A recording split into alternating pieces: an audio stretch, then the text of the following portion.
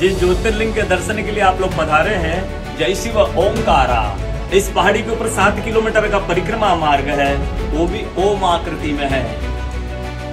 जिस ज्योतिर्लिंग के दर्शन के लिए आप लोग पधारे हैं, ये राम से 14 पीढ़ी पूर्व मानधाता राजा हुए हैं। शिव पुराण में उल्लेख है, जिन्होंने माँ से नहीं पिता से जन्म लिया था। उनकी तपस्या से ये शिवलिंग प्रकट में स्थापित लिंग नहीं है। जिस प्रकार आरती करते हम प्रण अक्षर के मध्य, ओम अक्षर के मध्य, यह तीनों एका, जय शिव ओमकारा। एक शिवलिंग में ब्रह्मा विष्णु महेश निराकार धरती से प्रकट हुए हैं। इसलिए अखंड दीप जो जल रहा है प्राचीन समय से, एक ही दीपक में 3 बातें लगातार जल रही है, ब्रह्मा विष्णु महेश की। इस पहाड़ी के ऊपर 7 किलोमीटर का परिक्रमा मार्ग है, वो भी ओम आकृति में है। जो पर्वत पे हम प्रभु ओंकारेश्वर ज्योतिर्लिंग के दर्शनों के लिए खड़े हैं, ये पर्वत स्वयं शिवलिंग की आकृति में है। चारों तरफ नर्मदा मैया जलेहरी बनकर बह रही है। पूरे 12 ज्योतिर्लिंगों में शयन आरती होती है, लेकिन बाबा का विश्राम ओंकारेश्वर ज्योतिर्लिंग में है। यहाँ शयन करके 3 बजे रात उठकर महाकालेश्वर जाएंगे, वहाँ स्नान करेंगे। इसलिए वहाँ का भस्म आरती प्रसिद्ध है, यहाँ का शयन आरती प्रसिद्ध है। शिव पुराण में भी कथा आती है, महिलाएं 16 सोमवार व्रत करती है, उसमें भी कथा आती है। क्या कथा आती है? प्रतिदिन भोलेनाथ आते हैं, माँ के साथ विश्राम करके सुबह ब्रह्म मुहूर्त मुड़कर चले जाते हैं।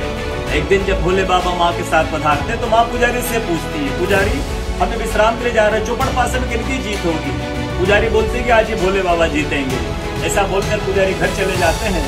भोले बाबा माँ विश्राम के लिए चले जाते हैं। सुबह ब्रह्म मुहूर्त में जैसे ही भोले बाबा माँ बाहर निकलते हैं, पुजारी द्वारों पर रहते तो माँ पुजारी से पूछती, पुजारी कल मैंने आपसे पूछा था, हमें विश्राम के लिए जा रहे, चौपड़ पासे में किनकी जीत होगी? आपने कहा भोले बाबा जीतेंगे। भोले बाबा नहीं, मैं जीती हूँ। माँ ऐसा बोलकर वो श्राप दे के चली जाती है। उनके तुरंत पश्चात अप्सराएं शिवलिंग पे जल चढ़ाने आती तो अप्सराएं पुजारी से पूछती, पुजारी अस्वस्थ क्यों हो गए? आप तो ठीक थे। फिर पुजारी बताते हैं, प्रतिदिन भोले बाबा माँ के साथ विश्राम करके चले जाते थे।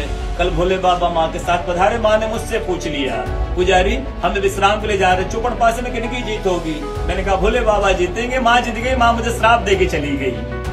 अप्सरा बोलते चिंता न करो, हम अंदर जाकर शिवलिंग की पूजा करके आते, फिर इसका उपाय बताएंगे। अप्सरा अंदर जाकर शिवलिंग की पूजा करके बाहर आकर बोलती, पुजारी आप 16 सोमवार व्रत कीजिएगा, व्रत करते ही स्वस्थ हो जाएंगे, व्रत करते ही ठीक हो जाएंगे। ये वो कथा का दर्शन प्रतिदिन होता है। बोलो ओंकारेश्वर भगवान। पूरे 12 ज्योतिर्लिंग में ओंकारेश्वर ही ऐसा ज्योतिर्लिंग है, जिसके दर्शन के पश्चात कोई महानदी का दर्शन होता है, जिसके तट को छूकर कोई महानदी बह रही है। आप काशी जाएंगे, गंगा जी दूर है, उज्जैन जाएंगे, क्षिप्रा जी दूर है, सोमनाथ जाएंगे, समुद्र है, लेकिन ओंकारेश्वर ही ऐसा ज्योतिर्लिंग है जिसके दर्शन के पश्चात कोई महानदी का दर्शन होता है।